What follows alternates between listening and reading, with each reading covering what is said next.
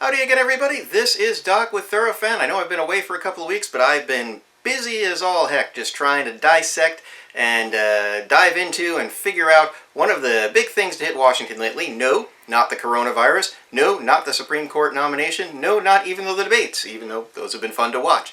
I'm talking about something else that kind of flew through the House recently, and that was the passage of the Horse Racing Integrity and Safety Act. And of course, this is something that looks like it's going to hopefully get through the Senate as well very, very easily. Could be signed into law, who knows, at any point really.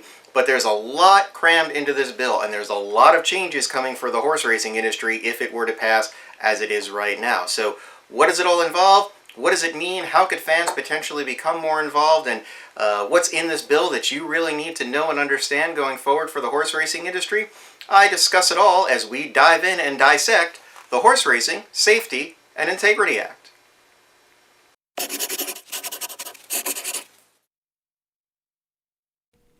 So, as we press on through this 63-page piece of legislation, let's see if we can't break it down to make things a little easier for everyone to understand. First, let's look how things are to be structured under this bill. The bill creates a, in its own words, private, independent, self-regulatory, non-profit corporation to be known as the Horse Racing Integrity and Safety Authority. Now, since this is a federal bill, and everyone is talking about a national program, this authority must still technically be under some sort of federal oversight, and that oversight is via the Federal Trade Commission. So while the authority is an independent one, it still will have to get any rules or regulations it approves also okayed by the FTC in order to be put into effect. My feeling is that, unless there is a major objection to something that is proposed as a rule that, after going through the proper public notice period, the FTC will be just rubber stamping the proposed rules and regulations the authority brings to them. So we have the FTC at the top of things, and below them is the authority. Under the authority are two standing committees that will always be in place. They are the Anti-Doping and Medication Control Committee and the Racetrack Safety Committee. The purpose of these two standing committees is to provide the authority with the expertise and knowledge to be able to craft the regulations needed in the areas of medication, doping, and racetrack safety. So, who are those lucky people who get to be on the board of the authority and the subsequent committees? Well, to understand that, first we must take a look at a definition or two in the bill. The first is equine constituencies, which the bill defines as collectively owners, breeders, trainers, racetracks, veterinarians, state racing commissions, and jockeys who are engaged in the care, training, or racing of covered horses. What is a covered horse, you ask? The bill defines that as well as any thoroughbred horse or any other horse made subject to this act by election of the applicable state racing commission or the breed governing organization for such horse under Section 5K during the period beginning on the date of the horse's first timed and reported workout at a racetrack that participates in covered horse races or at a training facility, and ending on the date at which the authority receives written notice that the horse has been retired. Finally, the term equine industry representative is meant to describe an organization regularly and significantly engaged in the equine industry, including organizations that represent the interests of, and whose memberships consist of, owners, breeders, trainers, racetracks, veterinarians, state racing commissions, and jockeys. So think of organizations like the HBPA, AVMA, AEEP, and the Jockeys Guild as a few examples. Okay, now back to the Authority Board and committees. The Authority Board of Directors is to be made up of 9 individuals. 5 of them are to be independent ones from outside the equine industry. The other 4 will be members from the various equine constituencies, but no one area of the industry can be represented by more than 1 member.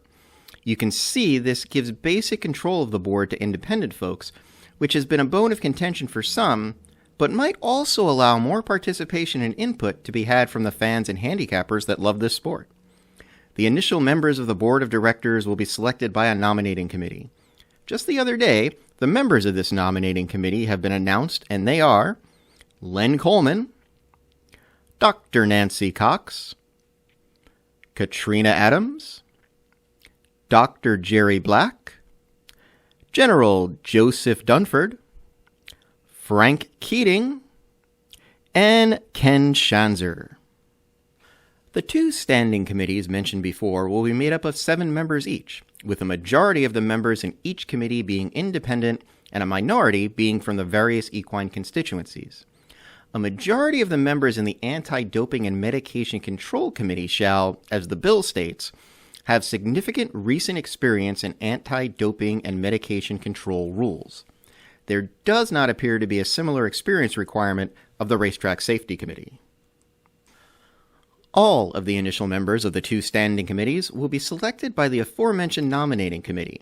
After that, the board of directors will set forth in its rules how members will then be appointed and for how long. So who would this board have authority over? Let's go back to the definitions for a second to answer that. You'll see the terms covered horses, which we've already defined, covered persons, and covered horse race. A covered person is all trainers, owners, breeders, jockeys, racetracks, veterinarians, persons, legal and natural, licensed by a state racing commission, and the agents, assigns, and employees of such persons and other horse support personnel who are engaged in the care, training, or racing of covered horses.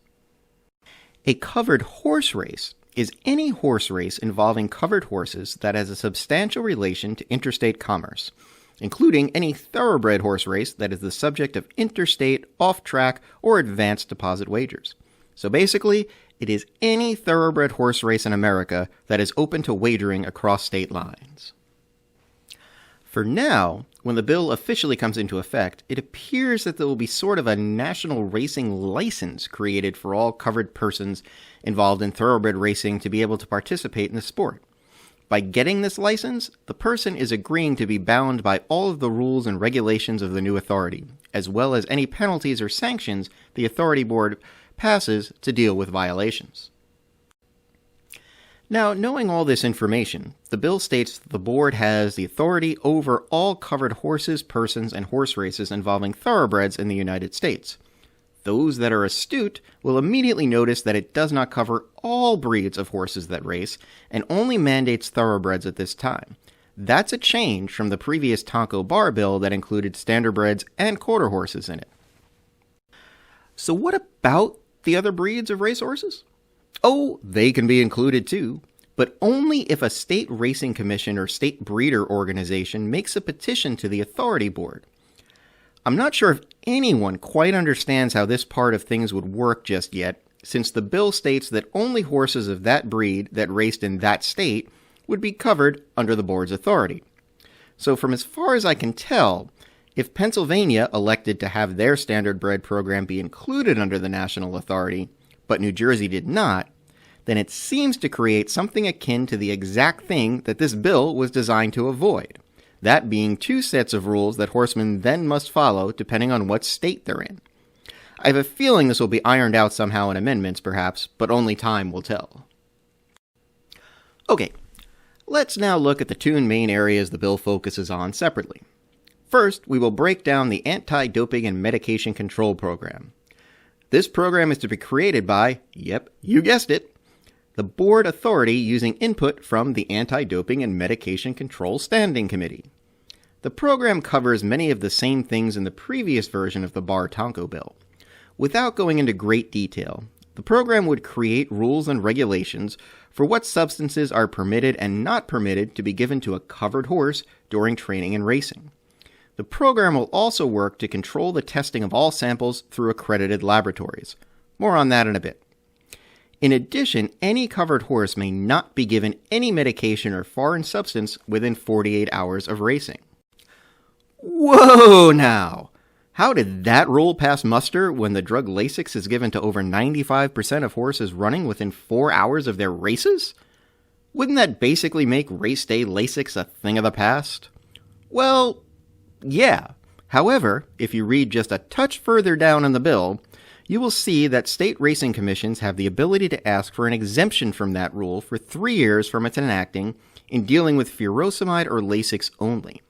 The only horses who cannot be exempted from this rule are 2-year-olds and those that are running in stakes races.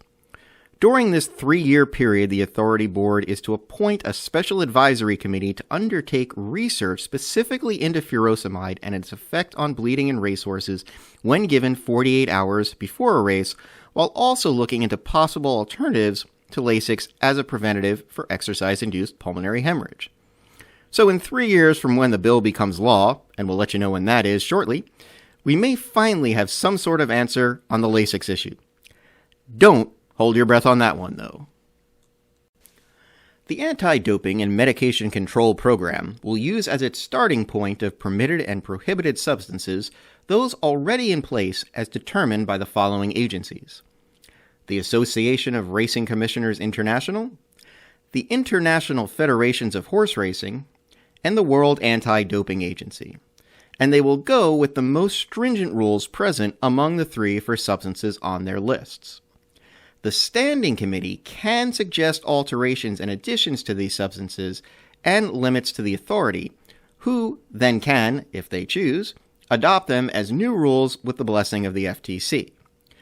But the authority can only make medication thresholds higher or rules less stringent with the agreement of the Anti-Doping and Medication Control Agency. So, who is the Anti-Doping and Medication Control Agency? Tired of hearing me say anti-doping and medication control yet? Enough! I get the point! Okay. Well, the agency is going to be the U.S. Anti-Doping Agency, commonly called USADA. The bill states that the board authority will enter into a contract with USADA to run the entire program of oversight, testing, and sanctions. There is a section in the bill that says it can be an organization other than USADA, but that has the same credentials or better than USADA. I'm not aware of one out there except maybe the World Anti-Doping Agency. So everyone is pretty much set on it being USADA. One interesting thing that will be different when USADA takes over is that they will be looking to employ what is known as intelligence-based testing. That means that what horses to test may be more based off of scientific algorithms or observations of horses' performances instead of just doing it at random or testing the winner and maybe one other horse from every race. USADA will also likely take a much more boots-on-the-ground investigative approach to things to try to root out the cheaters in the sport as well. We all know that they can be pretty persistent, as it took them over 7 years to finally nail Lance Armstrong. So many feel that this will be a much welcome addition to the racing game compared to what some have said is a very lackluster and uninterested approach by most state racing commissions. USADA will also be responsible for accrediting the laboratories that run the test on samples collected for testing. Those standards will likely be based off of what is currently used to accredit labs on an international level for that type of testing. USADA will also be responsible for the adjudication of any sanctions that arise from violating any of the rules and regulations that are created. I won't go into much detail on what those sanctions will be because, well, no one knows exactly yet, as they have to be created and approved by the Authority Board before they take effect. So stay tuned to see what's proposed. Many who are in favor of the national oversight this bill will provide are clamoring for much stiffer penalties than are currently given out for most violations. The other area the bill addresses is racetrack safety through the newly created Racetrack Safety Program. Using the guidance and expertise of the Racetrack Safety Standing Committee, national standards for a variety of areas surrounding the safety of all covered persons and covered horses will be created and implemented. These standards will cover things from the makeup of the racetrack, to proper charting and reporting of equine fatalities to a national database, to potentially creating universal crop use standards for jockeys, to other areas that the committee may deem necessary. To give this committee and board a jumping-off point, the current standards that have been in place for tracks to get accredited by the NTRA Safety and Integrity Alliance will be used as a scaffold of sorts for what they will eventually create. And the Authority Board of Directors can even give provisional accreditation to these tracks under those standards until new ones are fully promulgated. The committee will take into account standards from the NTRA, the Federation of Horse Racing Authorities' International Agreement on Breeding, Racing, and Wagering, the British Horse Racing Authority's Equine Health and Welfare Program, and the expertise of those on the committee. There are about 12 areas that the bill outlines the racetrack and safety program will address, and you can find those in the bill around page 46. It'll be quite interesting to see what the committee and authority board finally come up with for these standards, and if they will differ greatly from what the NTRA already has in place for tracks that are accredited under their program. That basically sums up what the bill will provide for the racing industry in its current form. It does, of course, still raise some questions from folks, so let's look at some of the most common questions that have been asked. First and foremost, I'm sure everyone is now wondering just exactly how is this whole national oversight program going to be funded? As was pointed out at the beginning, while this authority board is under the oversight of the FTC, it is technically its own nonprofit entity, which means that the federal government won't be ponying up any cash from its coffers for this one. In order for the authority to get up and running for the first year, it'll be allowed to borrow money in the form of loans.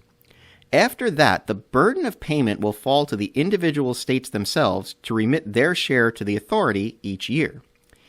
Each state can either elect to have their racing commission remit the payment to the authority, or, if the racing commission does not want to do that, the authority can then individually charge all covered persons in that state involved in racing a fee based on the rule structure that, well, hasn't been created yet. If the state commissions take on the responsibility of paying, then it is up to each commission to decide how to collect those fees from the participants in racing. Those participants include racetrack owners, horse breeders, horse trainers, jockeys, and even backstretch workers and vets.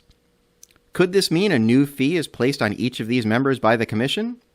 Does this mean that tracks could raise takeout rates on wagers to cover the expense? No one really knows.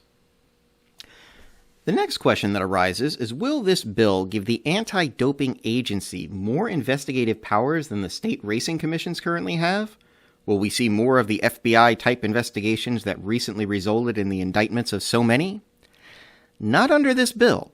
It gives no new investigative powers to the agency or provides any more power than current state racing commission investigators have. Another question that comes up is, will this bill make state racing commissions obsolete? The answer is no, as there are still things that those commissions can do on the state level that are not covered in the bill. And the authority can even enter into agreements with state commissions to carry out some aspects of the bill. So the state commissions will still be there and still active in the racing industry. In exactly what form, time's going to tell. Finally, when will all of this take place if it is passed? Well, not for a while. It'll be at least 2 years to get everything ramped up and ready. So even if the president signed the bill tomorrow, nothing will drastically change in the racing industry instantly. This will be heralded as a monumental moment in the history of American racing, but it will be a few years before we see if it really is the cure for the problems that have currently plagued this industry for so many years. So, a lot of information and new changes kind of piled into this bill, and a lot of changes that are probably going to be very, very good and probably in some ways very long overdue for the racing industry. But if you kind of dig a little bit deeper into the bill, as I have, a lot of good things potentially for fans and handicappers to finally get their voice heard in this industry. If you really kind of look at it and potentially, hopefully see a good number of fans and handicappers take up some of those independent seats that are on both the standing committees and the authority board itself. That's really what it's all about. We contribute so much to this industry, we really do deserve to have our voices heard at that same level as many of the other industry constituencies and the other industry representatives. That's what we're about here at Thorofan, and that's why we need you to become members so that we can have a bigger voice and provide the voice for the fans that really should be there all the time in both state racing commissions and now in this new national authority board. So hope that did help explain a little bit about what the bill entails, what the bill is going to do for the industry and how it's going to do it. And also to kind of put in that reminder that this is not going to be an immediate change for the industry. Even if this bill were to be passed, in the next month or so, it's still going to be 2 years before we really start to see any effects from the bill really coming into fruition, and maybe even longer than that with some of the rules and regulations being approved and moved through the process. So you can form your own opinion as to whether you think it's good, bad, ugly, neutral. That's really, at Thorofan, we are just about providing the straight information that's out there so that you, the fan, can make an educated decision. I am Dr. Thorofan. As always, if there's anything and everything that involves racing here in the States or the world, there is only one place for the fans to turn for the most accurate and up-to-date information, and that is right here at Thorofan.